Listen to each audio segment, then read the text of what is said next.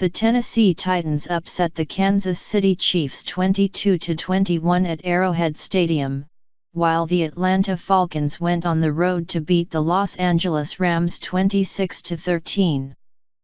Los Angeles like the speedsters, Matt Ryan switched to longer cleats while in the midst of the playoff opener to better contend with the slippery surface at the Los Angeles Coliseum. But you would have never declared it's the shoes, money, on one critical play at crunch time. Ryan stumbled as he executed a play-action fake, and it nearly led to disaster. Yet he kept his cool. Ryan quickly gathered himself and floated a soft, pretty pass to Julio Jones toward the short corner of the end zone for the 8-yard touchdown that all but finished the Los Angeles Rams with less than 6 minutes on the clock. After the 26-13 victory set up a trip to Philadelphia not far from his hometown of Exton, PA. For a divisional playoff matchup against the Eagles next weekend, Ryan chuckled about his cleats as he stood at his locker.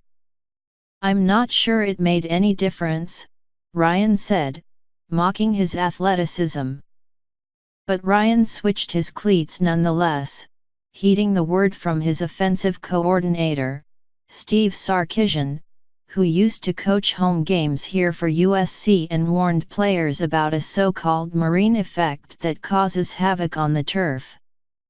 It didn't hurt, although with Connor Barwin threatening to blow up the play on the TD throw to Jones, Ryan said, "I didn't stop probably as gracefully as I would have liked. But he got it done, which says a lot about why the Falcons have advanced. It was graceful enough." While the Rams stung themselves with self-inflicted blunders, most notably the 2 turnovers on punt and kickoff returns that fueled an early 13-0 lead for Atlanta, Ryan and co kept their poise and played like a team that had been there before. That can be the difference with the sudden death ramifications of the playoffs. Too many mistakes and you're done. The Rams, with a rookie coach in Sean McVay and just 6 players on the roster who had ever played in a playoff game before this wild card matchup, have just learned a serious lesson about all of this. The Falcons know it all too well, having steamrolled to the Super Bowl last season, only to suffer the indignity of blowing a 25-point lead against the New England Patriots that marked the biggest Super Bowl comeback ever. Sure, that Super Bowl collapse was in a different place and time. But the trek to get there, and the triumphs, lessons, highs and lows along the way, add something to the maturity of here and now. There's something different about playoff football. Well, the finality, Ryan pondered. I think being able to keep yourself in a mental space where you're not worried about the finality of the game, whether you're going home or you keep playing. I think the challenge is to stay locked in. The Falcons sure looked focused against the Rams, as they didn't commit a turnover. Ryan completed 21 of 30 passes for 218 yards and the TD to Jones. But beyond that, the poise was demonstrated as he withstood a relentless Rams rush that dropped him for 3 sacks and tacked on another 7 quarterback hits. His unit's composure was also tested as it twice settled for short Matt Bryant field goals after drives stalled in the red zone, continuing a nagging pattern. And they were stubborn in sticking with the running game, 39 rushes, 124 yards, that averaged just 3.2 yards per carry but afforded the balance Sarkisian felt they needed to offset the rush.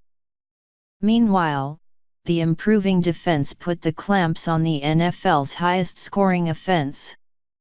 When the momentum shifted as Los Angeles scored 10 unanswered points late Indiana the first half, it didn't panic. It was just a matter of bouncing back, safety Ricardo Allen told USA Today Sports of the defensive mindset.